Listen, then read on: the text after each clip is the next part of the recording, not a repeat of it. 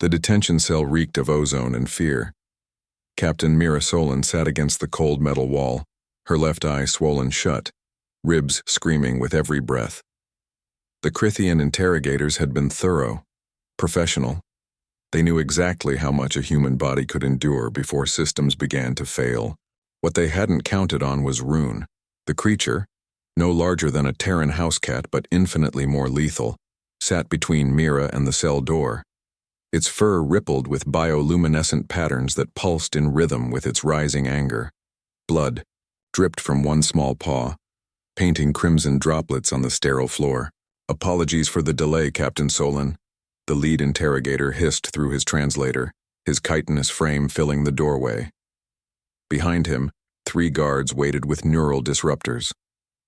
"We had to neutralize your little pet's containment field. Quite the nuisance." Mira said nothing. Speech hurt. Everything hurt. The Crithian took a step forward. Rune's luminescence flared white-hot. "I wouldn't," Mira rasped, her voice like gravel. The interrogator's mandibles clicked in what passed for Crithian laughter. "A domesticated specimen from Theta 9, please. Our xenobiological scans show it weighs 4.3 kilograms. I've crushed insects larger than..." He never finished. Rune moved like liquid lightning. One moment she was sitting. The next she was attached to the interrogator's thorax, her claws finding the gaps in his exoskeleton with surgical precision. The Crithian shrieked, a sound that would haunt the guards for years, and staggered backward into the corridor. The cub released him and returned to her position in front of Mira. Slowly, deliberately, she licked the blood from her paw. When she spoke, her voice carried through the translator collar that humanity had gifted her species. "Touch her again," Rune said, her words measured and cold, "and we'll feed you to each other." The 3 guards raised their weapons. The interrogator clutched his wounds, ichor leaking between his claws. "You don't understand," he snarled. "There are 4 of us.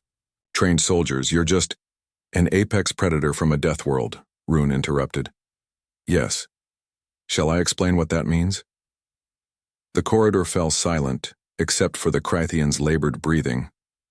"My planet has 3 suns and gravity twice what you evolved in. Our prey evolves faster than your technology advances. We hunt in packs not because we're weak, but because our targets require it." Rune's ears flattened against her skull. "And Captain Solon? She saved my den mother from a collapsing mine shaft on Theta 9. Humans call it debt. We call it blood bond. Shoot it," the interrogator wheezed. The guards' claws hesitated on their triggers.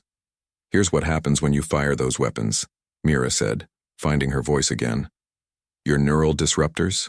They're calibrated for species with exoskeletons or standard mammalian nervous systems. Rune's people have decentralized neural clusters. You'll hurt her, make her angry, but you won't stop her." She spat blood onto the floor. "And she's already very, very angry." One of the guards lowered his weapon fractionally. "Commander, perhaps we should..." "I gave you an order." The guard who spoke fired. The blue bolt caught Rune in the shoulder, and she tumbled backward with a yelp that tore at Mira's heart. For a moment the Crithians relaxed. Then Rune stood up. The wound was already closing, her species' legendary regeneration kicking in. But more than that, her eyes had changed.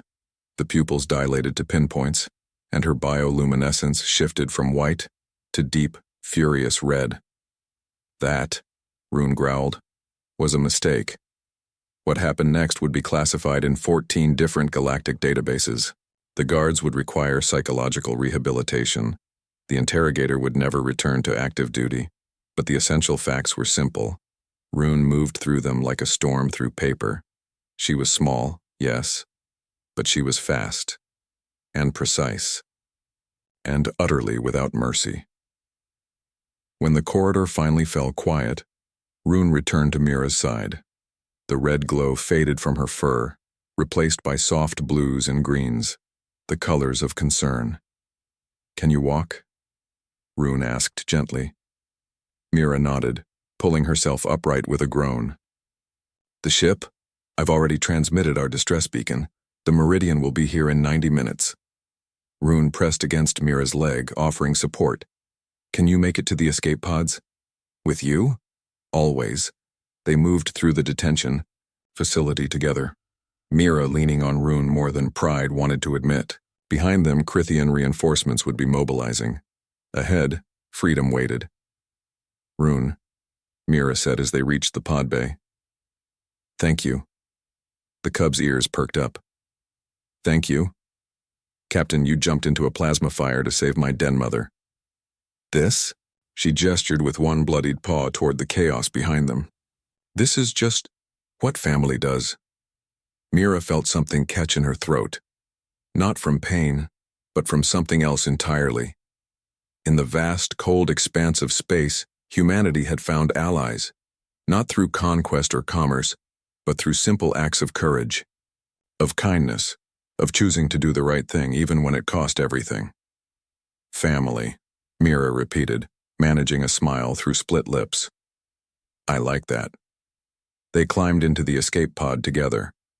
As the door sealed and the engines fired, Rune, curled up in Mira's lap, her luminescence pulsing soft and steady. You know, the cub said drowsily, when we get back I'm telling the entire Den Collective about this. How Captain Mira Solon faced down interrogators without breaking. How she trusted me to protect her. She looked up with bright, knowing eyes. They already love humans. This will only make it worse. Mira laughed and immediately regretted it as her ribs protested. Worse? We're signing a military alliance treaty next month. After this, after seeing what humans inspire in us, Rune's purr rumbled through the pod. The galaxy doesn't stand a chance. Through the viewport, stars streaked past as they accelerated toward rendezvous. Behind them, the Crithian detention facility grew smaller. Ahead, the Meridian waited, carrying news of humanity's newest and fiercest allies. And in that small pod, a human and a cub from Theta 9 rested together, bound by something stronger than treaties or technology. They were bound by choice, by courage, by the simple truth that some bonds transcend species, transcend worlds. Some bonds are written in blood and defended with claws. And the galaxy, whether it knew it yet or not, would never be the same.